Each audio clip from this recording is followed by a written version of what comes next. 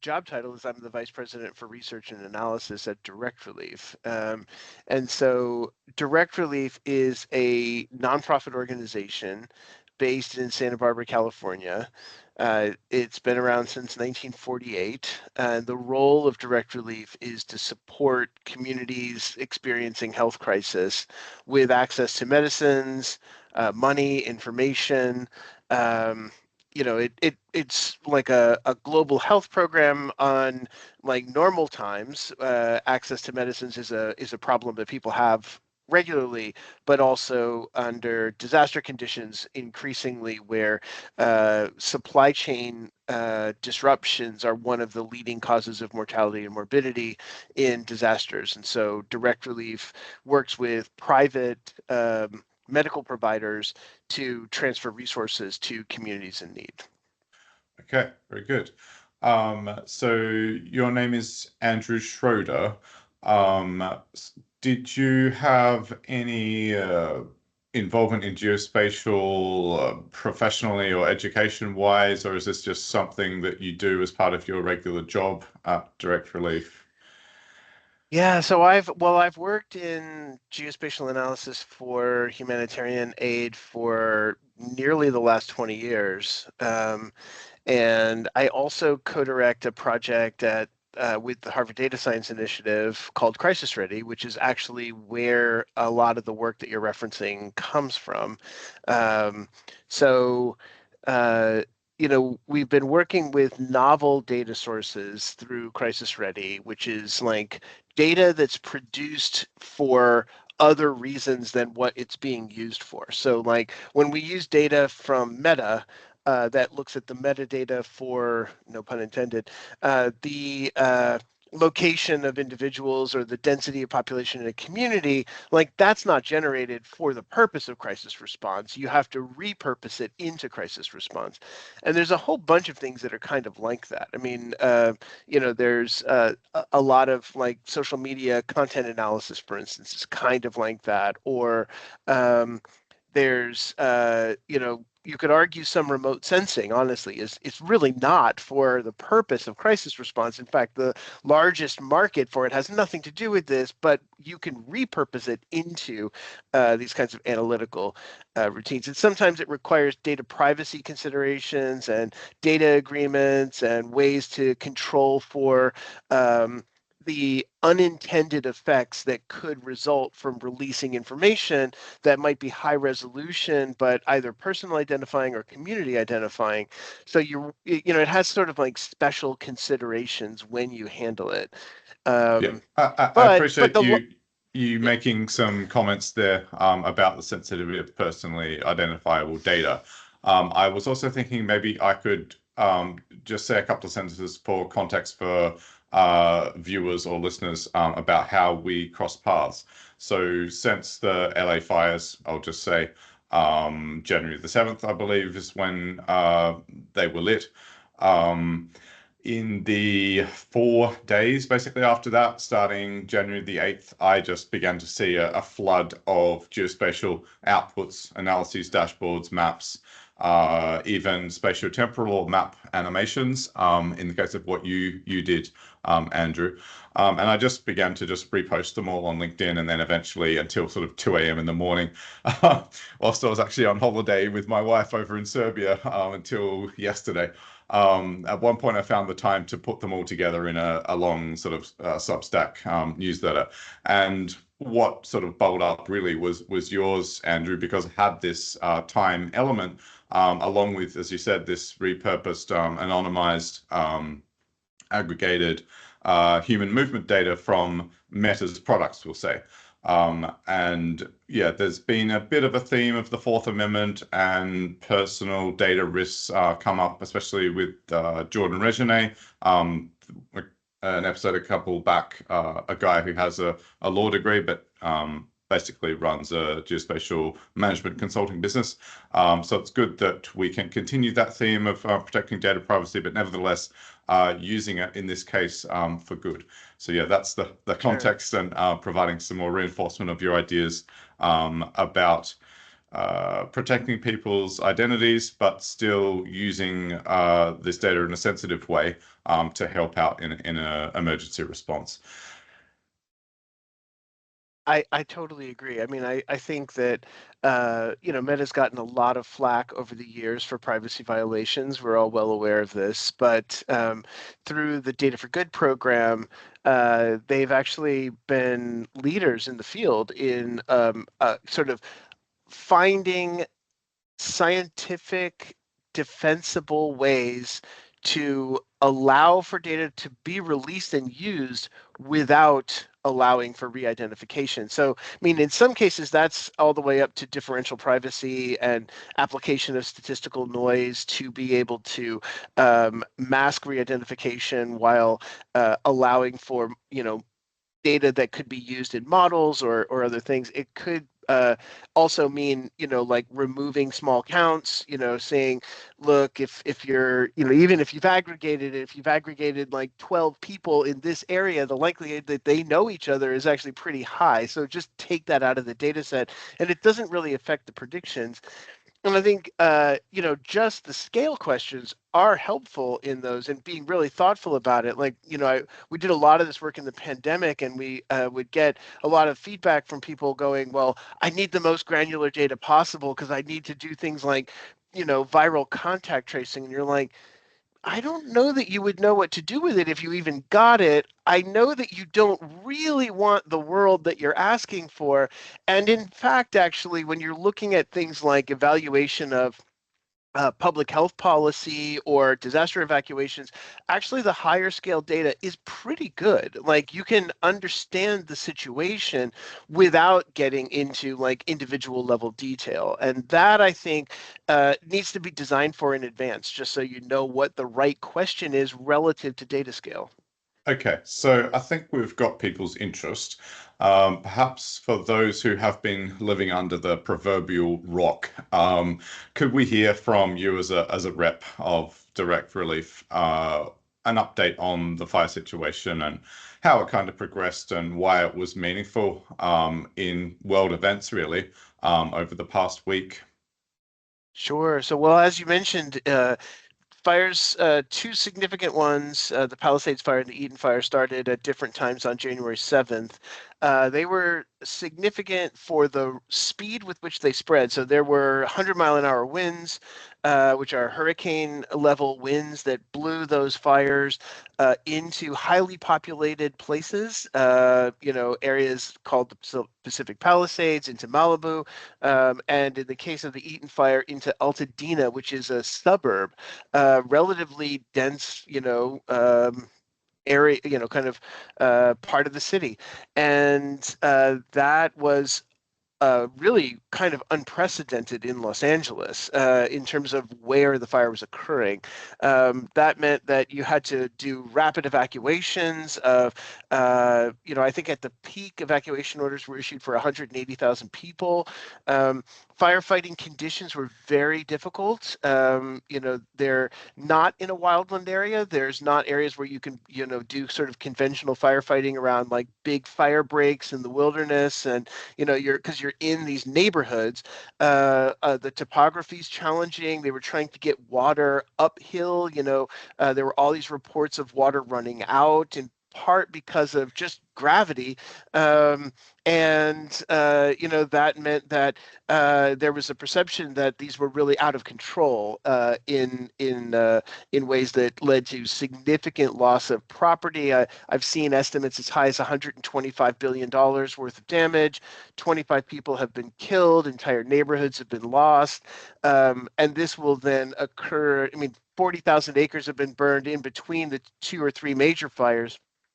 And this will then, that leads to 12,000 structures an estimate. I mean, Los Angeles is a place that cannot afford to lose housing. It's already got over 100,000 unhoused persons. Rent is really high. It's expected to spike in the next few days. People are looking to, shelters to potentially leave the city. We're just at it feels like it's been going on a long time, but many ways, it's really just begun. The long tail of the impact on Los Angeles will take years to unpack. Yeah, I didn't even think about housing being hard to come by. Yeah, and the long-term effects of having to rebuild 12,000 homes. Right. So is that 12,000 structures or residential It's buildings? 12,000 structures, but the vast majority of those are residences, Okay, given the so locations. right, we can assume then that of the order of 12,000 buildings have been lost from the housing stock of LA. Okay, yeah, and that damage number in terms of the financial figure is confronting too. We've had on the podcast a few sort of spatial finance type guests. And actually, the timing here is incredible because the last guest was actually Priscilla Cole, who's the event chair for the Geospatial Risk Summit, which is happening at the end of this month in Manhattan. Mhm. And so this is all about how us as the geospatial discipline can assist in the broader assessment of risk for insurance companies, real estate investment companies. Speaking of real estate, so it's tragic, but the timing is spooky. Um, that yeah, there's this group of people meeting. I think there's 75 companies represented. There's probably going to be more. And yeah, this kind of event makes what will be discussed all the more interesting. Not that this is in any way an ad. I'm just trying to keep up with the different things that are happening. Uh, right. So you've given a great overview of the human impact, the physical impact of this fast-moving event, which, as you said, is only just beginning. So then, what was Direct Relief's response to the fires? Yeah, so well, because Direct Relief is based in Santa Barbara, so it's a global organization, but headquartered in Santa Barbara. So, kind of a large portion of our logistics capacity and staff are not that far away from Los Angeles. So, Are we one of talking the 100 miles, or sorry for those who are not uh, familiar with CA? yeah, roughly 100 miles away Okay. from Los Angeles. So, uh, the organization quickly set up points of dispensing for N95 respiratory masks for protection, sanitation kits, sort of basic supplies, things that people that have been displaced from their homes need. Went to shelters where a number of different medical needs were identified quickly. So people that have acute respiratory conditions that need inhalers, that may have kind of left their home, leaving their, say, diabetes medication behind because you just run out the door. They then need access to, that medication really quickly before they're prone to going into some kind of acute shock. Um, a range of other kinds of kind of core medical needs that we can respond to because we stock pharmaceuticals and other sort of regulated medical products, and then can work with providers on that. We work with the primary health centers in Los Angeles on a normal basis. So we work closely with community health clinics, free and charitable clinics, and others that, are seeing large numbers of low income patients that are, just some of them are displaced, particularly from Altadena. One of the health centers was actually destroyed in the fire in Pasadena. And so they're working on their own recovery as an institution. And so we're identifying then also, we raise resources for response to the fire, and we've identified now an initial group of 22 organizations that we're announcing $1 million worth of initial funding to support those 22 organizations that are a mix of different kinds of groups that range from the Community Clinic Association of LA County to community organizations that are working on different forms of support. They're based in the neighborhoods. So that's what Direct Relief has been doing as an organization. Okay, right. So it appears you can operate at scale then, pretty quickly dispense $50,000 in funding to 20 odd organizations, it sounds like. $1 million. Right. Okay. Was that 1 million shared across those 20 organizations, or 20 Yeah, yeah, yeah. organizations getting 1 million each? No, no, no, no. A million across 22 Okay, okay, organizations. all But yeah, right. yeah, yeah. That's what I was trying to do, some Uh, quick arithmetic there, that it might be as 50,000 each. an initial tranche. No, not Yeah. $22 million. But yeah, no, you're right. And so like this is, I mean, we respond to a lot of emergencies. So it's a fairly kind of common playbook to be able to identify community needs, find trusted partners, people that aren't coming in from the outside. They're based there already. You support their budgets, you support their activities, and people trust their work, which is always a problem in emergencies because people are traumatized. They're sort of bewildered by what's happening, and they turn to who they sort of know as a main way to respond. Could you help the audience understand your use of human mobility data for analysis and why it Sure. mattered? Sure. So, I mean, what we're looking at in the application you mentioned, which is called ReadyMapper, is a combination of factors that lead towards like humanitarian resource allocation problems. So, disasters are only disasters if they affect people. And they affect people in very different ways at different times. So, when a fire breaks out in a wooded area, if no one's there to evacuate, it's a fire, but it's not a disaster. So we want to be able to look at sort of how that physical event changes in relationship to the social landscape that makes it a disaster. So, when you start to see evacuations, when you see principally we come from the health sector, so we're looking at health facilities and where patients are being relocated, or where you're likely to see increasing pressures on institutions. So if you see a large change in the number of people that are leaving one area and moving to another, then the facilities or other health infrastructure that are in that new area are then likely to see resource needs just based on the change in the denominator. So what you want to then do as a responder is to think ahead of the curve as to like where are you likely to need to move materials so that or to remove patients, or to shut down certain services in order to be able to adapt the landscape of response to what's actually transpiring in the context of the disaster. So in that sense, then, we're working with, I mean, we share this, on a bilateral basis with California Office of Emergency Services and California Department of Public Health, who are also interested in similar things. They all have their own lane of activity, but they're all interested in this interface between social dynamics and physical dynamics. So we need to capture both, or we're not actually capturing the disaster. Um, No, you that's know, amazing. It makes me think, because Meta's data is global. Haven't they got something like half the human population on one of their social media websites? So it just Well, immediately sort of well, brings it's to a good mind. point. It's a really good point in terms of the value of the data from Meta, because it covers such a large proportion of the world that, and they've done such a good job of sort of cleaning it, turning it into a very easily accessed and used service, conditional on a bunch of agreements for nonprofits and researchers for the right to access it. But we can adapt this problem that I just described to a wide array of circumstances in the world. So I, look at the LA fires now, but not that long ago. I mean, we responded in similar fashion to the earthquakes in Turkey and Syria. Syria is a little more difficult with Meta just because it's banned in Syria, but uh, But that would Turkey's also be not. fascinating to see how successful they are and how consistent they are in avoiding those bans.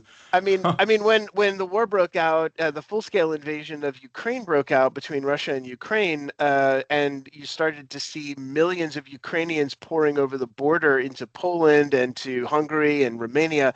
I mean, because we already had access to significant amounts of mobility data, we could understand actually quite fast, not only estimates of how many people were crossing the border relative to what the kind of official border crossing I mean, statistics were, but like where people were going inside the country, what were the attractors in terms of cities.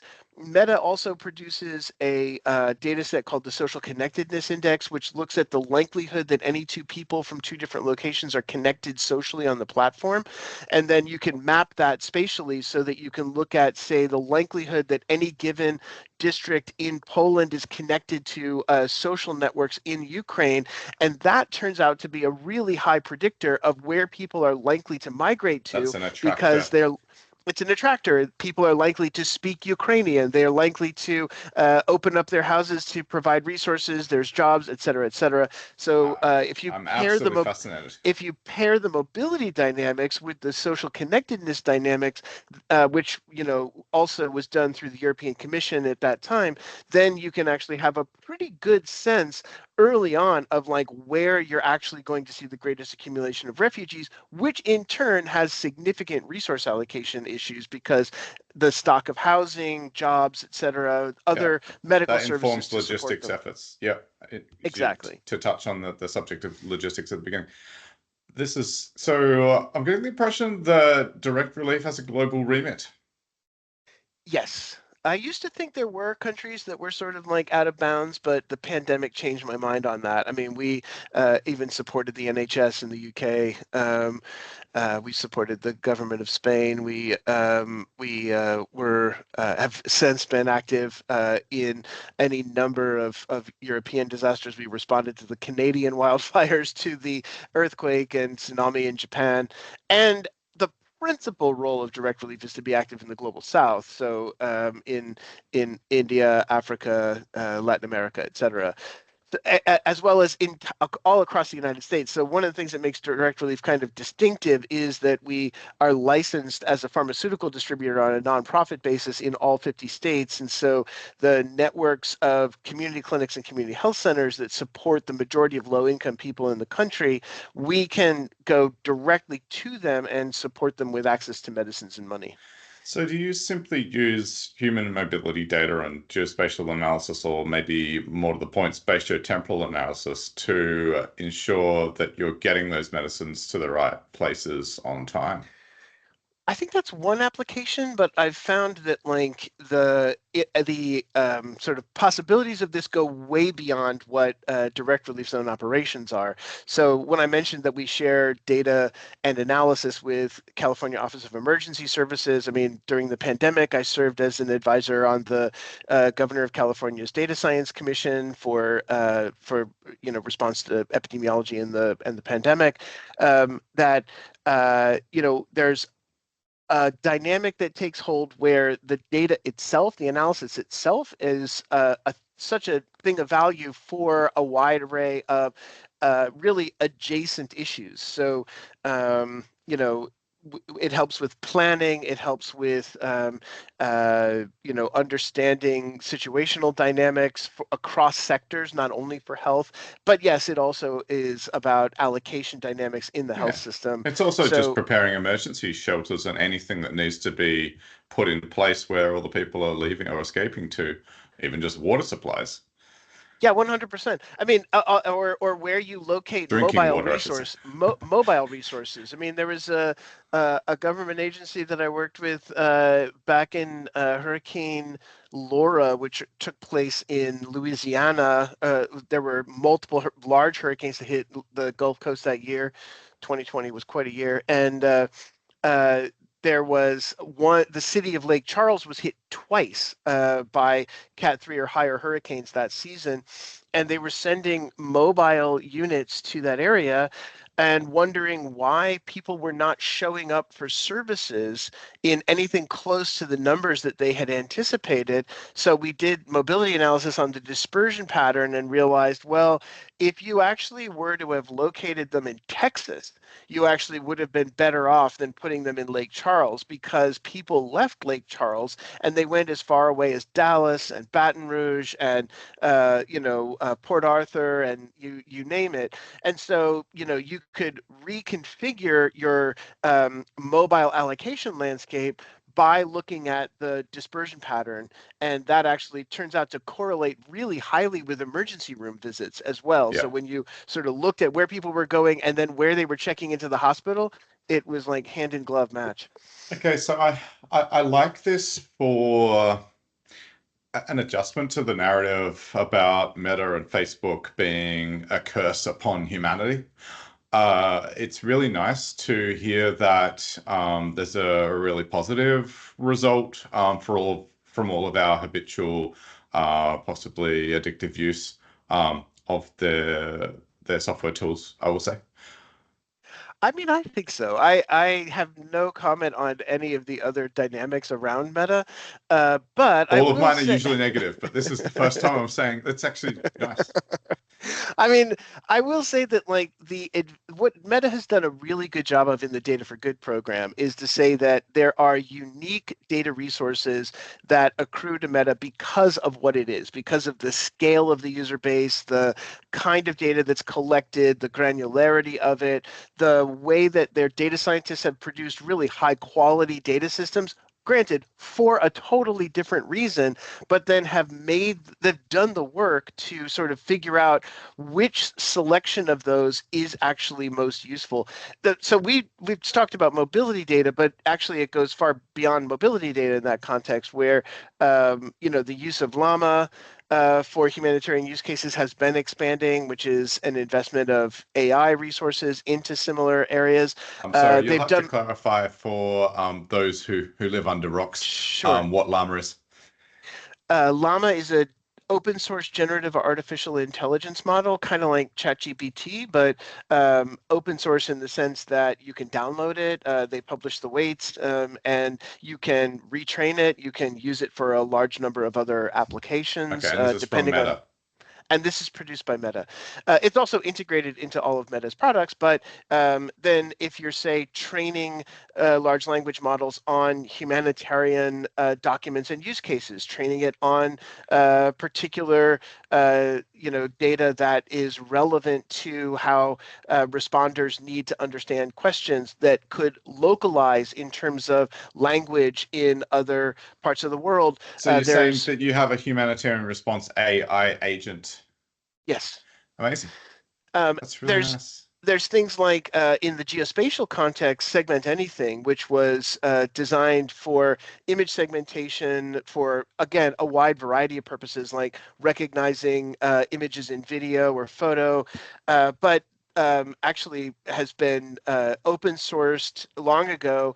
And then, Dr. Qisheng Wu at University of Tennessee then took that model and made Segment Geospatial, which allows you then to take satellite and drone imagery and do automated segmentation of any drone or satellite imagery, which then lets you do automated building detection, foliage Is detection, that what road all of these detection. analyses are enabled by? That we saw that, Not all of them, but Segment Anything is one of the best yeah. at doing this. Is Qisheng Wu the one that's always got like 1,000 likes on LinkedIn for everything he I puts to think do so. with? I mean, the guy is an industry. He's remarkable. I mean, he produced Leaf Map.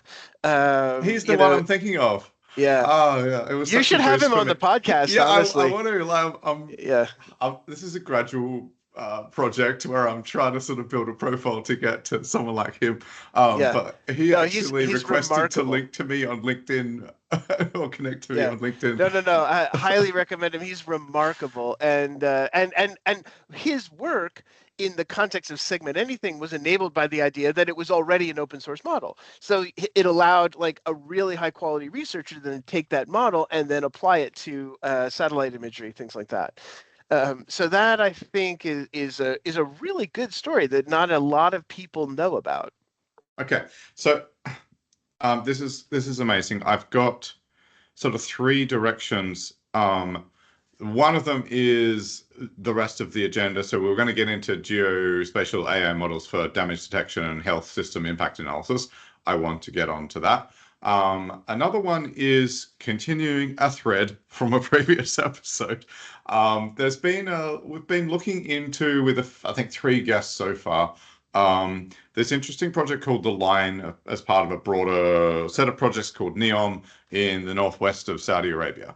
Um, uh, in some respects, it's an incredibly positive project. Nation building is always a good thing. Nevertheless, unfortunately, there have been some communities with less power, I will put it that way, who have been evicted. We're of the order of 20,000 people, actually, around about 2020, that were sent elsewhere than some of the nicer coastal sort of areas around this linear city. It turns out that it's gone from 170 kilometers down to 2.4 kilometers. Okay, And it's a last big time I change. looked, yeah, so I got the footprints of the current scope out of Overture Maps Foundation, and I measured the distance from a couple of these communities that have been displaced. That's of the order of sort of 10 to 25 kilometers. So it sort of strikes one that possibly, at least for now, was unnecessary to conduct these evictions. Anyway, in the discussion with CRAI, we looked at amplitude change detection using radar returns to see in an automated way where changes occurred on the Earth's surface. And that's a way to look at excavation to build the foundations for the city, but also looking at the raising of these settlements, also supposedly to make way for the city. And what you raised about human movement detection using people's activity on Meta's various platforms makes me think that this is another way, without having a radar satellite flying overhead, Sure. to detect these kinds of displacement events. And this is also sort of, again, linking into at the beginning of my career, what I did for people evicted from urban poor communities around Phnom Penh in Cambodia, in the sort of first 15 years of the 2000s. So has this data been Well, used to assist in response to these kind of events so or in detect these in terms humanitarian of situations? in terms of Meta's data, the answer would be no, actually. So unless it's in the case of the crisis response data, there has to actually be a declared disaster, Yep. which is either triggered by safety check or that somebody is specifically requesting. And so if nobody is actually like kind of doing the requesting or there is no declared disaster, it's a political conflict in that case. So there's a community that's being displaced by a development project. Um, and that may be, like politically sensitive in terms of the way in which that's being carried out, then the likelihood that that shows up in Meta is small to non-existent. There are other ways. I mean, Meta is not the only way you can do this, though. Meta is one of the more interesting ones because of the way it's produced and the scope and scale, as you mentioned. But you can. There's a long history of use of mobile network operator data. There's a long history of other advertising tech data. So companies like Spectus, which is the data broker for the company Cubic, which produces location apps, but then makes the data available in protected ways. In There's other examples of this. So there are ways that you can kind of get at that. It's become somewhat more challenging for the platform-based stuff because of the changes that have occurred on operating systems. So, there's Apple and Google, who control the operating systems on the phones, have changed the kind of Asking the way app not in to which track. exactly that turns out to have changed the sample size for a lot of these things. But again, in terms of aggregation, you can also sort of you can still do relevant forms of analysis, just changing the level of aggregation on it. So I would say that you're talking about a particularly challenging case given the politics of Saudi Arabia and the location that you're sort of interested in. But in terms of the ability to do mobility analysis for the sake of understanding community displacement, in non-disaster contexts, there are ways that you could do that. Yeah. I will just sidebar that by saying that mobile network operator data is traditionally the hardest one to deal with because it's nationally regulated. So you have to have both the permission of the company and the permission of the regulator in order to be able to access that data. Wow. And so having that on kind of call is not normally possible, which I can I imagine that's think even is harder a to get in Saudi. Bob, probably you're talking about one of the hardest cases in Saudi Arabia, probably. So, kudos to you for going for the really hard edge on that. But I will say that like we used to think about satellite data in kind of similar ways. I mean, back before the space charter, um, there was not an easy way to get a hold of expensive satellite imagery at the moment that you needed it in order to do things like analyze displacement or respond to a disaster. And so a lot of people got together, went through the United Nations, negotiated a treaty, and created a mechanism by which satellite companies will release that information at certain times under certain circumstances. And that's been renegotiated over the years to expand the remit. It's not perfect, but that is one of the reasons why we get things like Maxar data or Planet or other things in disasters. There is no such agreement in place for the telecommunications industry, so that right now you cannot just go into a charter or a treaty that will then say, you mobile network operator in country X have an obligation to fulfill Gotcha. these data requirements. I think that that actually is a possible future, though, that we have a basis for being able to say that, this data is needed. We can actually handle it safely. There are ways that you could technically control it, things like digital clean rooms, things like, what we talked about earlier in terms of differential privacy and other kind of methodologies. The metrics are not new. All of this has like 2 decades at least worth of research that goes into it. So easy to sort of demonstrate that the metrics are sort of standardized and they're not unique to any company. So companies don't really have a whole lot of challenge in that regard. And then the trigger conditions could be determined. And the reason why you would need that in this case is that you have, companies maybe transnational, regulators are national. You would need a way to broker that relationship. Wow. Okay. But that's really nice to have the context because, like, I in the LinkedIn post associated with that long Substack newsletter I put together with everybody's efforts to respond to the disaster, I categorized things into, there was even one guy's effort to provide. He threw up a bit of code on GitHub about how to pull swimming pools out of satellite imagery, Uh-huh. so that people No, flying that's probably a helicopters segment anything. That is probably yeah, segment but it anything. was really cool. So there was a little bit of code from someone. There was I listed off um, all the analysis efforts as one group, and another group was the dashboards. And the last one was what you're talking about, Max Planet. I think Umbra was in there as well with their SAR data. Yeah, so it's really nice to know that, or to because I just thought it was out of the goodness of their heart that those organizations were providing that data. But it's good to I, know that there's I, some sort of an I'm not agreement that saying that it's not out of the right. goodness of their hearts. They are Okay. actually, I think, genuinely interested in contributing, but there is also an international treaty that governs these Yeah, things. that's really interesting to know about. Okay, I've got another just side distraction, if I could, before we close off with the last couple of questions.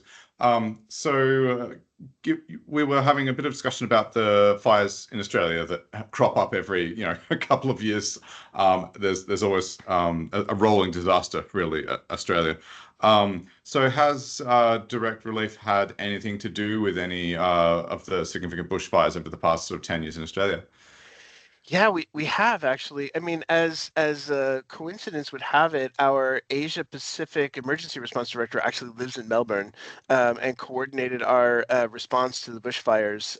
So we worked with the fire agencies in Victoria. We worked with a number of community organizations, also with the Australian Red Cross, to support them with access to similar kinds of things that we're doing in Los Angeles, with access to N95 respirator masks, and then with sort of basic medicines, primary care, and then funding for a range of groups that up to and including people that sort of even a year or two after the fire were dealing with mental health issues, people that had been traumatized by loss of their homes or, a number of their sort of feelings of unsafety as a result of the scale of the event and their place in it. And so, they were working on just mental health programs to help people adjust to life after the fires. So, I love you but touching on the mental health aspect. So, to assist with, again, the logistics or physical delivery of any of these medicines or masks and things like that, did you do any of this human mobility analysis as well? yeah, I did. So that's just part of the standard rollout, is it? It sounds like you've got a standard playbook for all this. Well, it turns out that that is true, actually. I've become like the itinerant mobility data analyst for the world. And Amazing, Andrew. It's amazing to profile someone like this. I hope I'm the yeah. first. Well, so I mean, like I helped write the Meta's Data for Good report that year, actually, because those fires concluded in 2020, and so I mean, people forget this, that like right as the pandemic was taking off, the bushfires were scaling down, Yeah. and so that was one of the reasons why we actually had supply. So like right at the beginning of the pandemic, and this is a story about mobility data, weirdly enough, is that we had a large supply of N95 respirator masks that were coming into Australia that we were actually had contracted manufacturing for in China. And because it was just made the logistics much easier. And then we received the first reports of the COVID-19 cases in Wuhan in early January. And we worked through an alumni group, actually, doctors that were Chinese doctors that had trained at the Wuhan Institute of Virology You're that were kidding. then telling us about the need for access to respiratory protection and other forms of PPE in China. So we actually were able to then deliver supply into Wuhan right at the beginning of the pandemic, in part because of this connection to the Australian bushfires. And then, I mean, I wasn't able to do a mobility analysis in Wuhan, but it quickly became like a global phenomenon to sort of use mobility analysis to understand the imposition of distancing efforts. So we did that like literally all over the world. And we formed a network called the COVID-19 Mobility Data Network, which was joined with my colleagues, Dr. Caroline Buckey, who does a lot of this work at Harvard, and Sachit Balsari, who's a professor in the medical school at Harvard. And we just began pulling in epidemiologists from all over the world that had time on their hands and wanted to help, and began like just doing this everywhere. We probably worked in 60 different cities as a result of this. And so that ability to kind of pivot use cases with similar data is, I think, a interesting part of what is actually made possible by novel data sources like human mobility.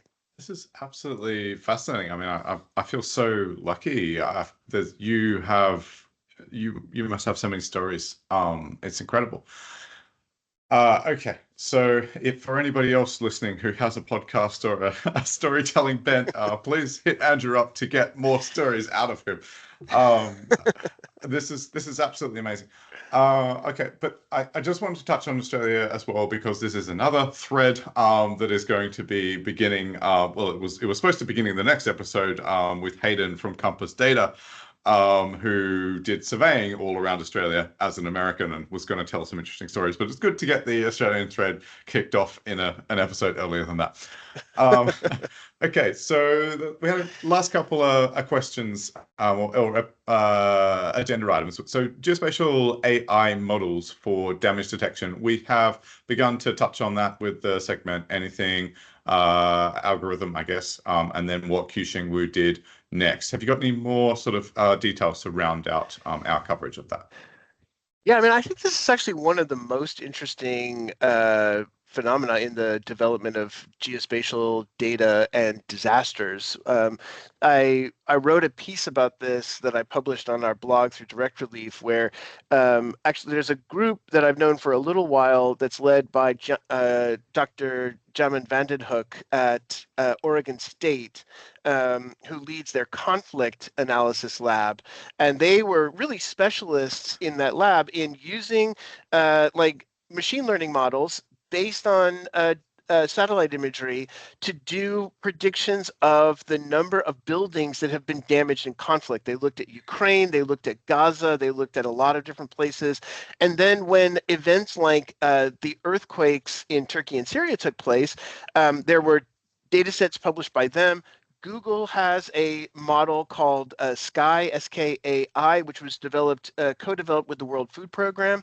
That's an open model. They have trained it on flooding data and on earthquake data, and so you can.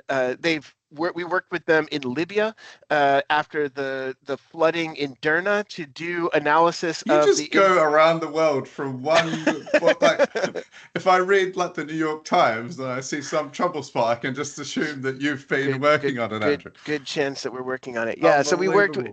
we worked with them on that. Microsoft actually also has a model that they have produced that also is based on machine learning trained on analysis of post-disaster satellite imagery, pre-post So disaster imagery. I So profiled them as well. Yeah, yeah, and you said German Vandenhoek. I mentioned him as well, and he got some. He was his analyses came up in the Financial Times, right, in the UK. They were the first to yes, publish it. yes. So remarkable. I mean, and I've done my specific interest in this is, can you use this as a way to understand profiling of the impact on the health system. So, like traditionally, the way this is done is that you actually have to send an assessment team out to go to a site and like look at the building and take photographs and determine the damage level. And this is normally done through the Ministry of Health. So they prioritize hospitals because hospitals are the biggest buildings and they're the ones that theoretically they're most tied in with the administration of the ministry. But health systems are complicated, right? There's lots of levels to health systems that include district hospitals and community clinics and private pharmacies. Most people don't get medicine from a hospital. They get medicine from a pharmacy. And actually, it turns out that nobody is responsible for what happened to the pharmacies in a disaster. Dialysis centers. If you are in need of dialysis, you are in need of dialysis. And so there is nobody that is responsible for what happens to the dialysis centers post disaster. You're lucky in the case of Turkey if you have a dialysis association that, over time is able to ramp up capacity. But in the immediate aftermath, you don't. So what if you could take machine learning models and correlate it with health facility data and do like rapid assessments based on machine learning that would then tell you for every level of the health system what the level of impact has been. There's going to be error in that. There's multiple sources of error. There's geocoding error. There's machine learning error. Like these will get better over time.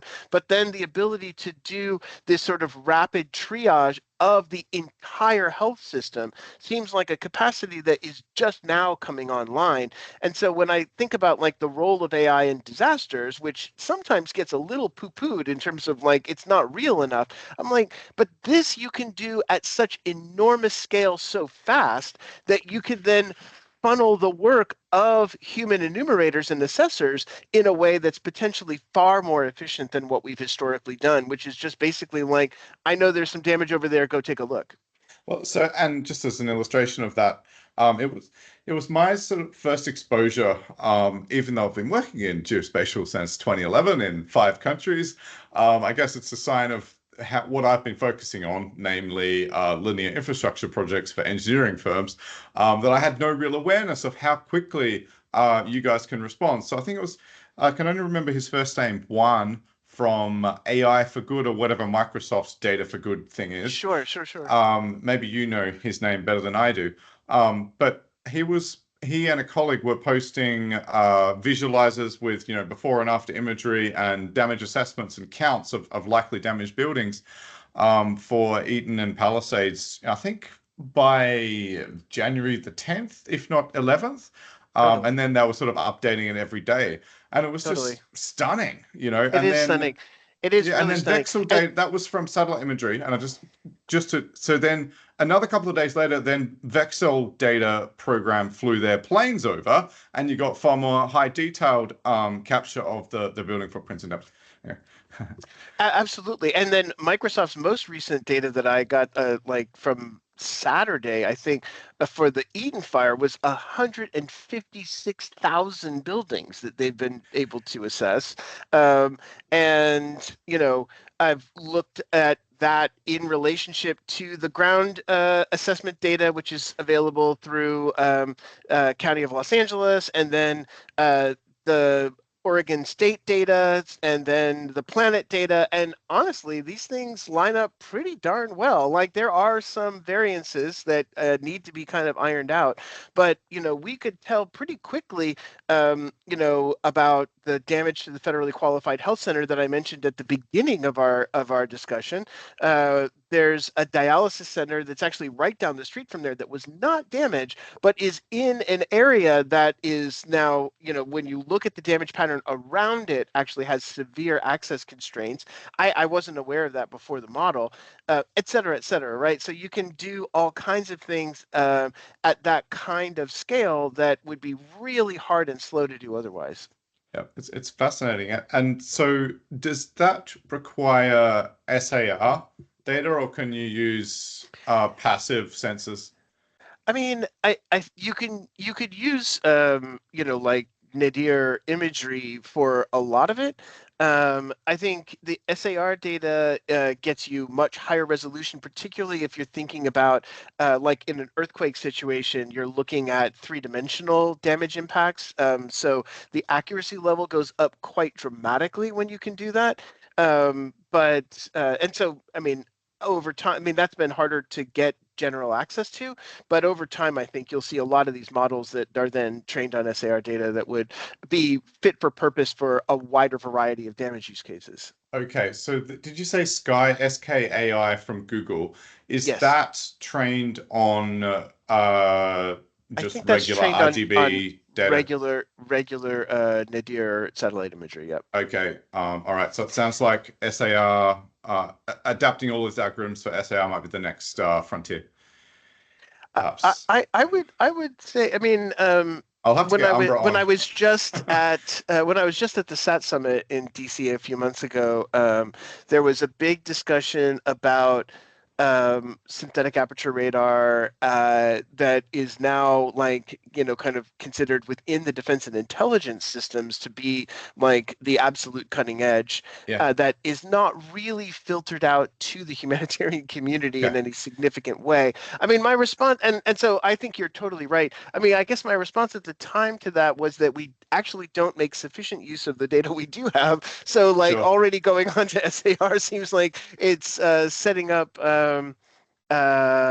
the sort of Might be a distraction if you. yeah, well, Yeah. but I mean, as you say, like I think the data itself can be a distraction, but the model is not a distraction. So I think what the humanitarian community needs is insight more than data. Absolutely. Of course. And so Yeah. if there are people that can specialize, and this is the value of things like Microsoft AI for Good, right? If Microsoft AI for I don't actually want to build a geospatial machine learning team within Direct Relief. It's the wrong organization to do it in. Yeah. You need to have organizations that actually have the technical capacity and the specialization to produce high quality models and to listen to the needs of Yeah. responders, so they're building data products that are actually fit for purpose. So they can And act at then scale. Yeah. exactly. And that I think is a much better division of labor within the humanitarian analytics field. With you. Okay, so this interview is generating more questions as we go. I there's another couple. I'll try and be efficient, but it seems reasonable and pertinent to raise them. So I have had in the past year, I have had Gabe Domoncello, I think is how you pronounce his surname, from Umbra on. It sounds like it might be a good idea for me to reach out to him again and understand how the SAR community and, for example, Umbra are responding and what comments he has about segment anything for SAR. Sure. I've also had the CEO of Skyfi.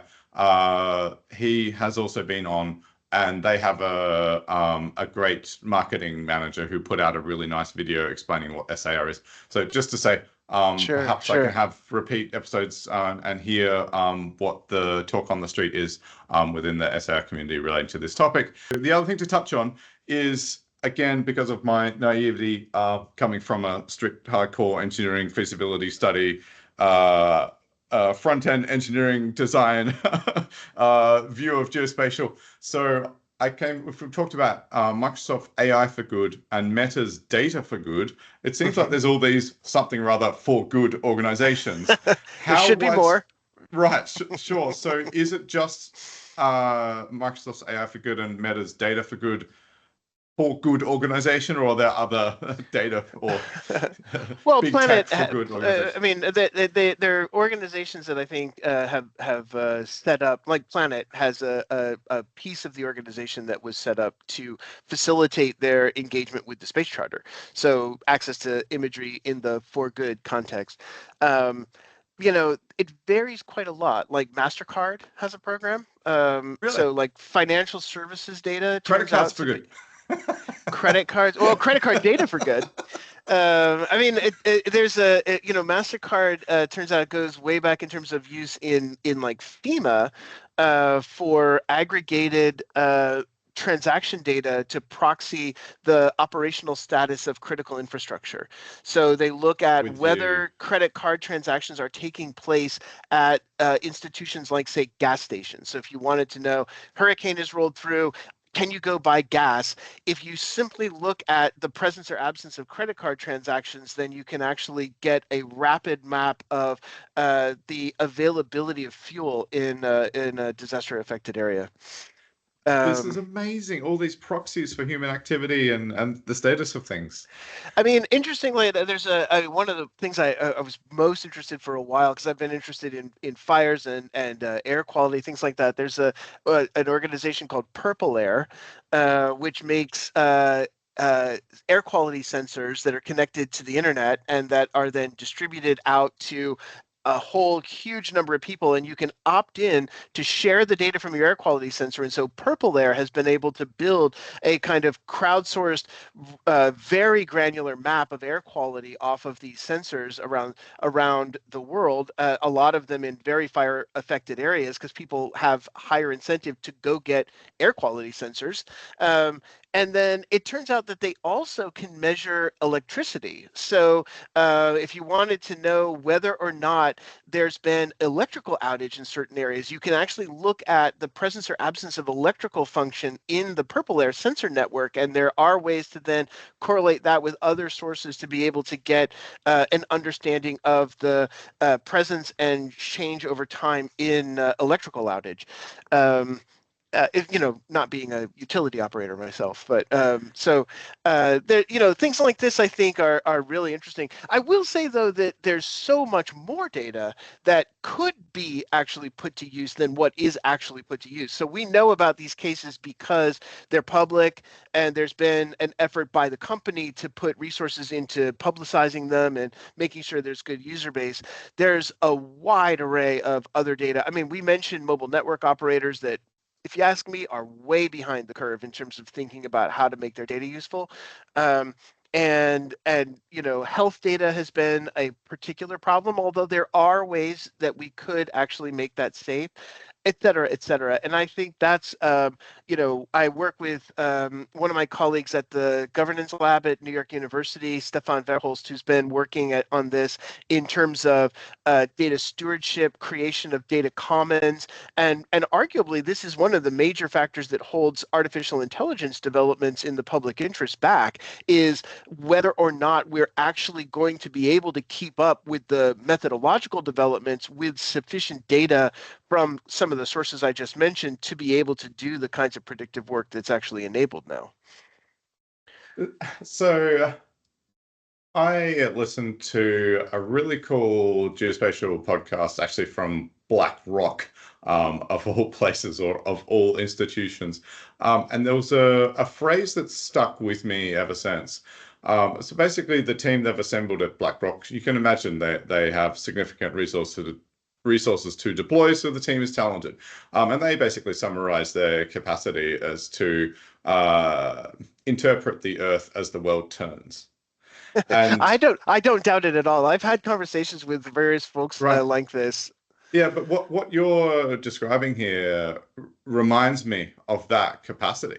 Totally. Well, And it's such a it's just for a privilege really different to get that purpose. bit of It's insight. just It's just for a different purpose. I mean, I swear to God, Sure. I had a meeting at one point at a major foundation I won't name with one of their data officers who had been recruited from a private equity firm that I won't name, who said that when I was talking about mobile network operator data, he said, yeah, at my old firm, I had access to 10-second updates on every cell tower in India. Damn. So you could produce a real-time population map based upon Damn. mobile network movement of all of India, and they used it for price arbitrage. And they put Right. that into a model that would be doing micro predictions of price variations and then For placing bets commodities. for commodities. And so, and that justified spending 50, Yep. $100 million, whatever, on data because the rate of return was many Yeah. multiples If your of that. position size is 10 billion, then a couple of 100 million is, yeah. Wow. Damn. But we can't do that. Like, we don't have a multiplier in terms of cash at like $10 billion. So the incentive has to come from a different place. Sure. The examples you provided are nevertheless compelling. And again, it's a privilege, and I don't mean this to butter you up in the slightest, but it's a privilege to hear about the global scope of your work, Andrew. Amazing. Andrew, I think, yeah, that's been an effective conversation and overview of the potential of our geospatial profession and the tools and sensors that we can bring to bear on a live situation. So yeah, I'm really happy that of the various people, analysts, organizations that I conducted that brief sort of overview of from what just came at me on LinkedIn, that it was you and Direct Relief that I've been on a profile on the podcast and not a commercial operation. So I think that just heightens the impact of this episode and the message. So yeah, appreciate it, Andrew. Well, thanks so much. It was a pleasure meeting you, and I had a good time talking. So thanks a lot.